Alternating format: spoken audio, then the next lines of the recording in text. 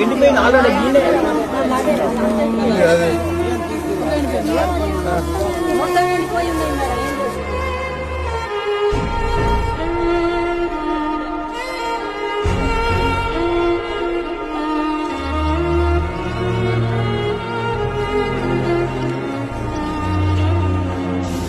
మొత్తం మీద నేను సంపాదించిన 8 ఎకరాలు మొత్తం పోయింది.